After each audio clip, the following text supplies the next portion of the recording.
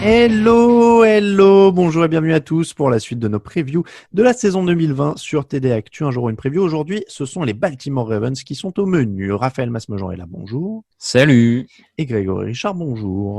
Bonjour à tous. La preview du jour, messieurs, qui vous est présentée par Brooklyn Fizz, épicerie américaine à Lyon et sur brooklynfizz.fr, Brooklyn Fizz avec 2 Z.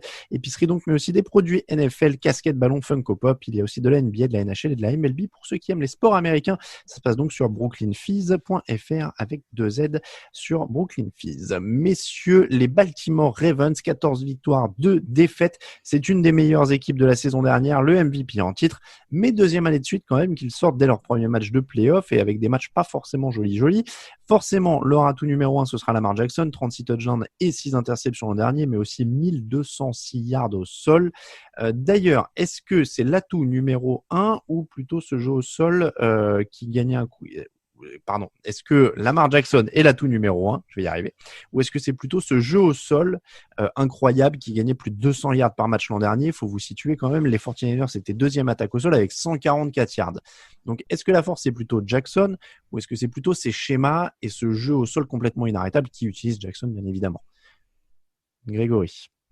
J'étais sûr que tu allais me demander à moi. Ouais. Je pense que c'est un mélange des deux choses. Après, forcément, Jackson était le plus productif de ce jeu au sol avec les stats que tu évoquais. Mais c'est vrai qu'il y a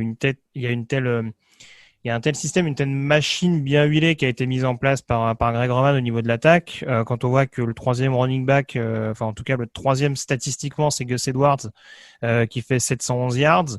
Bon, c'est qu'il y avait quand même un bon système qui était mis en place et qui permettait, malgré notamment la blessure de Mark Ingram en fin de campagne, malgré le fait que Lamar Jackson était un peu plus suivi, d'avoir toujours, en effet, un joueur capable de marteler si c'était nécessaire.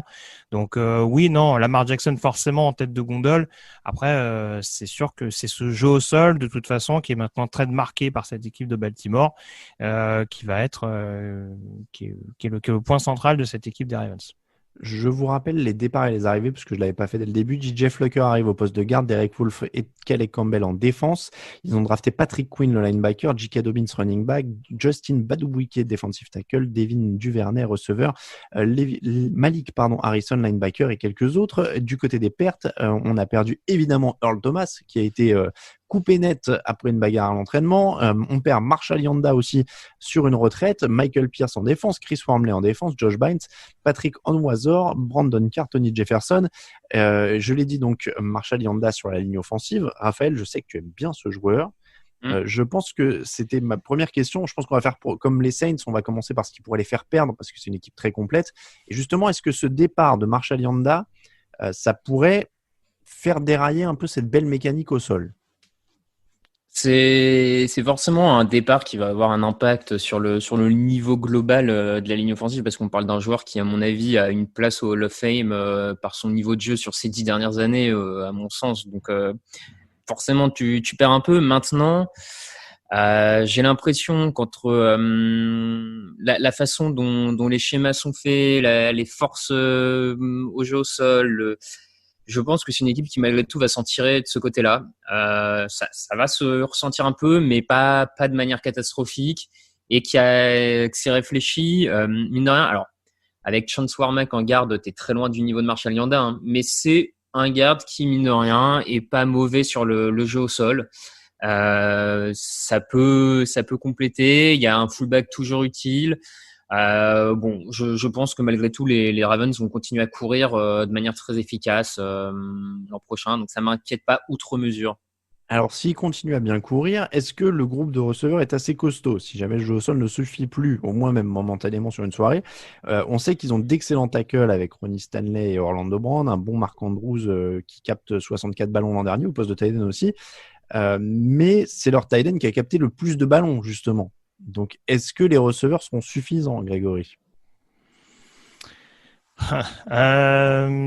Je ne sais pas si c'était la principale source du problème. Pendant que tu respires, je le dis, ils avaient la 27e attaque aérienne l'an dernier avec 201,6 yards par match. Ouais, mais alors ça, si je peux me permettre, c'est une stat faussée dans le sens qu'ils couraient tellement bien. T'en as pas besoin. C'est ça. Que nombreux matchs, ils n'ont pas eu à le lancer. C'est donc vrai. C'est vrai.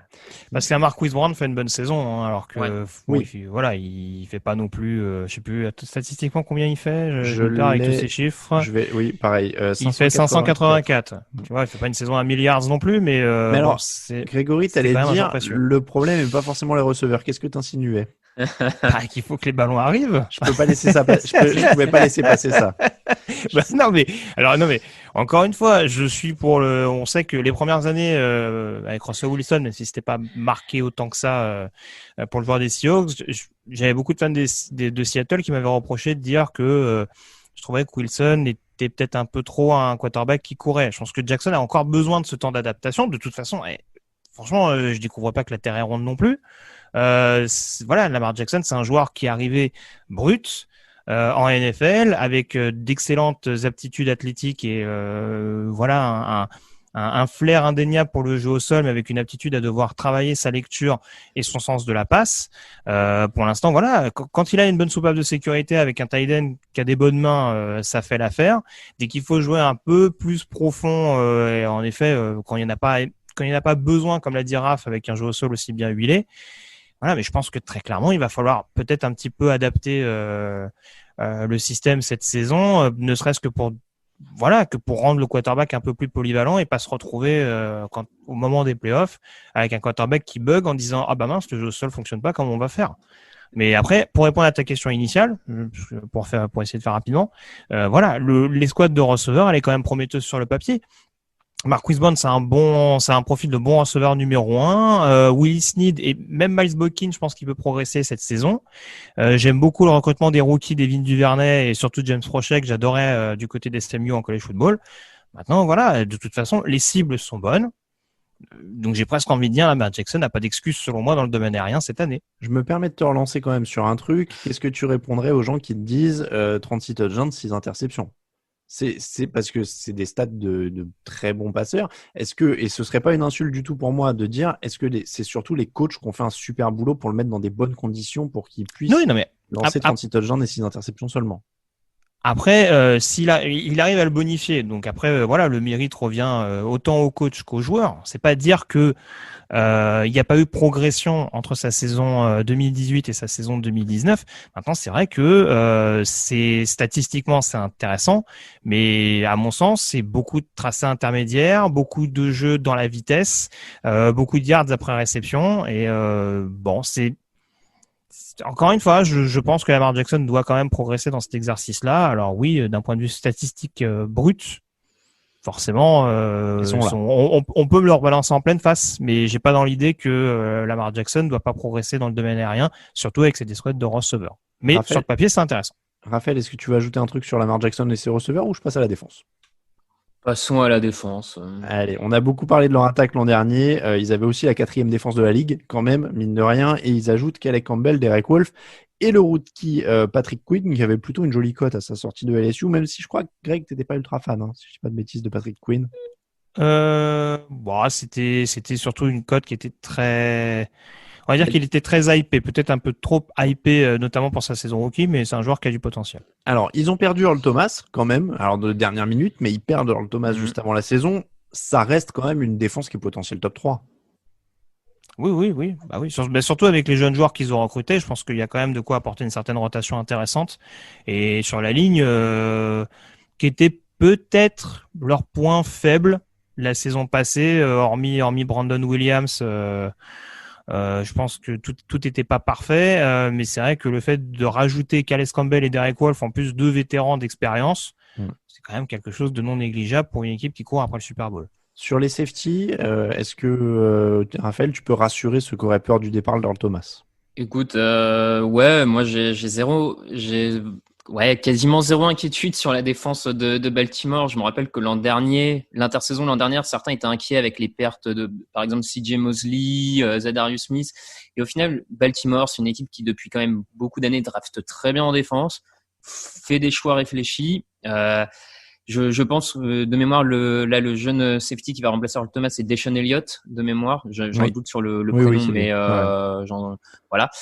Moi, je fais confiance au système, au coaching staff pour en tirer le meilleur. Ça va être un peu moins costaud que Earl Thomas au début, forcément. Maintenant, si tu as une équipe pacifiée, parce qu'apparemment Earl Thomas faisait chier dans le vestiaire, si tu as une équipe pacifiée à ce niveau-là, une meilleure cohésion, des fois, ça peut être aussi important qu'un joueur de grand talent. Donc, moi, j'ai zéro inquiétude sur cette défense. Campbell va apporter sur la ligne défensive, va apporter au niveau du run-stop. À mon sens, oui, c'est top 5 largement. Ouais. Anecdote d'ESPN incroyable, 31 juillet 2019, Earl Thomas vient d'arriver et à Baltimore depuis quelques mois. Premier entraînement et première interception du camp d'entraînement sur Lamar Jackson. Il la retourne pour un touchdown. Il va dans les tribunes et il étend ses bras, quoi, comme s'il avait gagné le Super Bowl, quoi. Donc, bonne ambiance posée direct par Earl Thomas qui visiblement, Greg hoche la tête. Ça peut être du chambrage. Mais tu vois, ça... Ouais, mais quand tu connais la fin de l'histoire, tu te dis qu'il a peut-être fini par agacer un peu tout le monde, quoi. Oui, peut-être. Visiblement, enfin, c'est même pas là, peut-être. Oui. Là, clairement. Non, mais pas juste à cause de ça, mais oui, non, après que c'était un relou en interne. Oui, tu vois, le mec arrive, c'est un de ses premiers entraînements avec sa nouvelle équipe et direct, il est en mode, il est à fond sur une interception d'un joueur de deuxième année qui sortait d'un match en playoff compliqué. Ça l'a boosté, le mec, il a fini MVP. C'est vrai. Peut-être qu'il faut donner une petite partie de ce trophée de MVP à Earl Thomas pour cette interception qui l'a remotivé. Les fans de Ravens seront d'accord. Bon, en tout cas, il y a vraiment, vraiment beaucoup d'atouts, vous l'avez dit. Juste en atout, on peut le mentionner pour une fois avec Justin Tucker quand même. Les Ravens, c'est à peu près la seule équipe sûre de pas perdre un match sur field goal. C'est vrai. Donc, c'est pas rien quand on a vu l'an dernier les défaits. Et là, Raphaël vient de balancer un énorme jinx. Tu sais, la malédiction à l'échelle, à grande échelle, le gars va passer à côté ou va rater le Super Bowl. Je suis serein, franchement. Alors, Justin Tucker, en effet, qui est le meilleur kicker de la NFL actuellement, sans trop de contestation possible. Le Factor X, donc, messieurs, je vais me permettre de commencer vu que j'avais la main sur celle-là. Je vais dire Patrick Quinn et les linebackers parce qu'ils sont 5e à la course l'an dernier, mais ils prennent un bouillon terrible en playoff contre Derrick Henry qui leur colle plus de quasiment 200 yards. Et c'est un secteur symbolique. Il y avait eu le départ de CJ Mosley. J'aimerais bien que Patrick Quinn me rende vite dans ses habits de successeur de CJ Mosley. Donc je le mets en Factor X parce que voilà, c'est quasiment un joueur à suivre. C'est une équipe où il y a tellement de points forts. C'est dur de trouver des Factor X maintenant dans les très bonnes équipes. Ce serait des chutes de niveau qu'on peut pas vraiment prévoir maintenant dans ces équipes pleines de bons joueurs. Donc je vais dire Patrick Quinn parce que j'aimerais bien le voir briller au cœur de cette défense. Raphaël. Moi, je vais aller sur Lamar Jackson, forcément. 3e année. L'an dernier, il a pris plus de dimensions en saison régulière au point d'être MVP. Il a refait une nouvelle prestation en play-off un peu décevante. Maintenant, j'ai quand même en tête que tous les grands quarterbacks de l'histoire de la Ligue n'étaient pas excellents en play-off dès leurs 2 premières années. Donc, je trouve qu'on a tendance à notre époque peut-être à jeter un peu trop rapidement le quarterback sous le feu et à demander à ce qu'il soit MVP en play-off dès sa première saison. Je pense que Mahomes brouille tout. Ouais, c'est ça. Je pense que l'échelle Mahomes aide personne actuellement. C'est vrai. Donc voilà, moi j'attends de voir. Je pense qu'il doit, en tout cas, manifestement, il doit porter plus son équipe en playoff. Donc j'ai hâte de voir ça. Est-ce qu'il en est capable ou pas? On va voir. Clairement. On peut parler d'un certain Peyton Manning qui a mis un peu de temps avant de gagner son premier titre. Oui, non, mais c'est pour ça. Grégory. Oui, en effet, je vais pas répéter ce que j'ai dit tout à l'heure. Oui, on va dire le jeu aérien, forcément. Après, si le jeu au sol fonctionne, peut-être qu'il y aura pas besoin de l'utiliser encore une fois, mais je pense que le jeu aérien sera quand même un point important pour cette saison. Après, peut-être le pass rush. J'avoue, alors l'ajout sur la ligne défensive est intéressant. Il me semble que Matt Judon sort quand même d'une campagne un peu moins intéressante. Il doit faire un peu moins de 10 sacs quand même, mais je trouve qu'en termes d'impact sur la durée, ça peut-être un petit peu désiré. Il a été tagué, mais pas signé de mémoire.